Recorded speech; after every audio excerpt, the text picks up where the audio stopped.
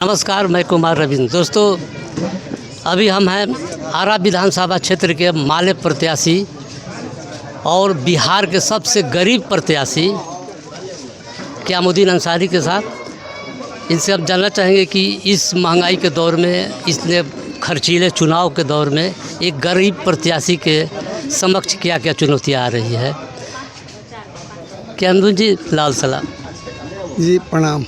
सभी मतदाता बंधुओं को भी प्रणाम।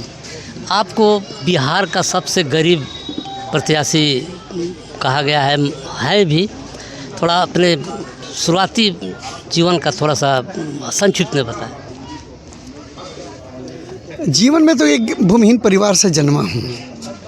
मेरे पास ज़मीन नहीं है और हमारे फादर मजदूरी करते हैं, माँ बीड़ी मजदूर थी।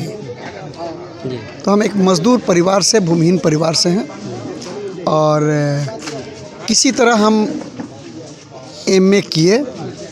इसके बाद एलएलबी में पटना यूनिवर्सिटी में एडमिशन लिए और फिर हम पढ़ाई आगे मैंने पूरा नहीं करे, राजनीति में थे इसलिए हम मोल टाइमर की भूमिका में खड़े हो गए और एलएलबी का फाइनल एग्ज़ाम नहीं दे पाए।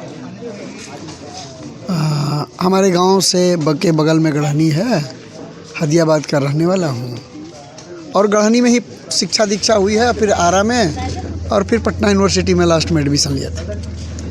यही संक्षिप्त परिचय है। आरा में किस तरह से रहना होता है? पढ़ाई के दरमियान ही हम राजनीति में शामिल हो गए। आरा में किस तरह से रहना, जैसे आप तो गढ़हनी के बताया दिया गया। अरे हम लोग माले पार्टी में हैं और भोजपुर जिला के कौन ऐसा गांव है, कौन ऐसा घर है जहाँ हम खाना नहीं खाएं, उनसे 10 रुपये चंदा नहीं लिए। जैसा कि सुनने में आया कि आप जिस दिन नामांकन दाखिल किए उस दिन आपके अकाउंट में 5,000 रुपये थे, तो क्या सोचकर 5,000 रुपये में चुनाव लड़ लेंगे?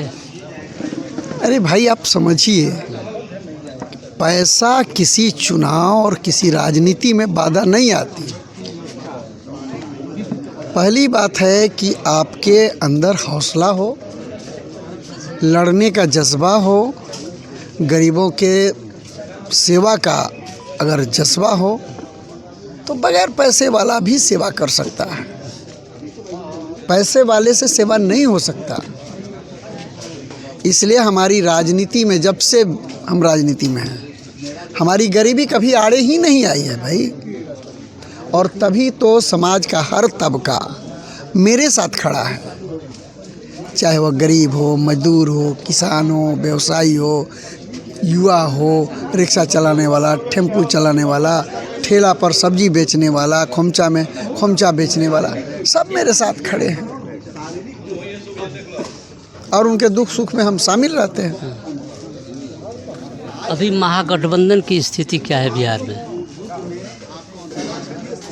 ये तो स्पष्ट है कि वोट चोर, खजाना चोर, आरक्षण चोर, जमीन चोर, नौकरी चोर, सरकार से लोग उब चुके हैं और बदलाव की बाट खोज रहे हैं और इंडिया गठबंधन के साथ खड़े हो रहे हैं। अभी जिसे चुनौतियां जिसे कहा जाता है कि सरकारी चुनौतियां, जो प्रशासनिक SIR का मुद्दा है उठा है, इसका भी प्रभाव पड़ेगा?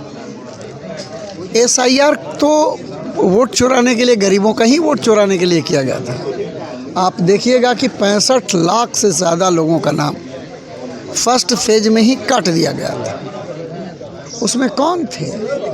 सब गरीब थे, पिछड़े थे, दलित थे। हम उस SIR में जो काम किए थे, तो सिंघी में मिंटू पासवान मिले कि वो जिंदा है, उसको मृत घोषित कर दिया गया था। शंकर चौहान थे नोनिया जाति के और वो धरारा के, उनको मृत घोषित कर दिया, जिंदा थे। तो इस तरह देखिएगा कि दलित पिछड़े लोगों का नाम काटने का भरपूर प्रयास किया गया था।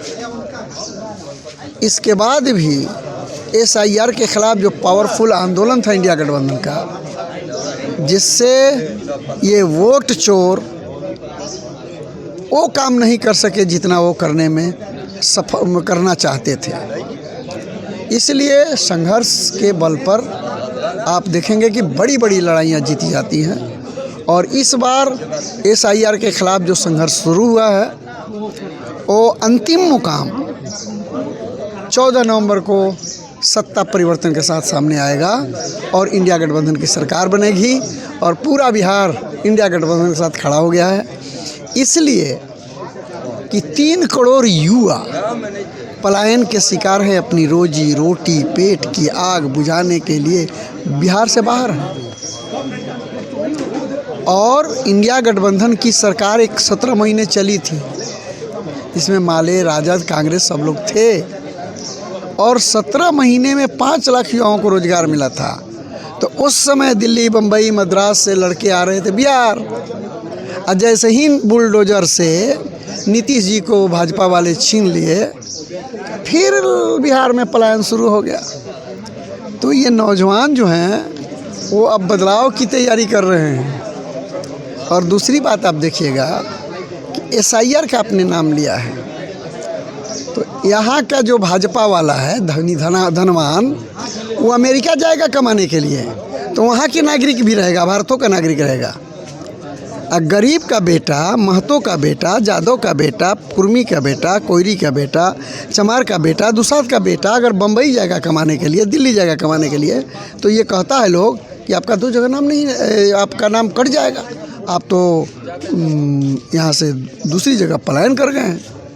तो इस तरह का षड्यंत्र है ये सत्ता को बचाने के लिए।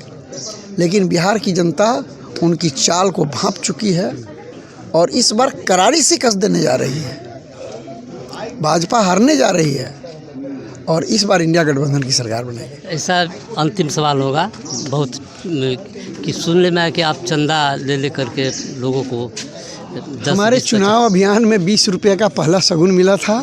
20 रुपया, 50 रुपया, 10 रुपया। अरे हमारा जाइए ना, हम ये डाले हैं थी इसमें स्कैनर, उसमें 11 रुपया भी चंदा आया है जी। अब देख लीजिए कि हमारे कैसे लोग हमको चंदा देते हैं। इतने में गाड़ियाँ कितने चल रही है आपकी? अरे गाड़ियाँ कितनी भी चली, इससे क्यों आप बतियाते हैं भाई? अरे लोग चंदा दे रहे हैं, लोग तेल भरवा रहे हैं, लोग गाड़ी से गाड़ी चलेगी, मतलब स्कॉर्पियो से बहुत महंगा क्यों? प्रत्याशी है यहाँ 3 लाख मतदाता है और 3 लाख मतदाता में से 1 लाख भी मतदाता अगर 10-10 रुपया देते हैं तो 10 लाख होगा ना जी। तो 10 लाख तनी सा फंड है, चुनाव जीतने भरे भाई।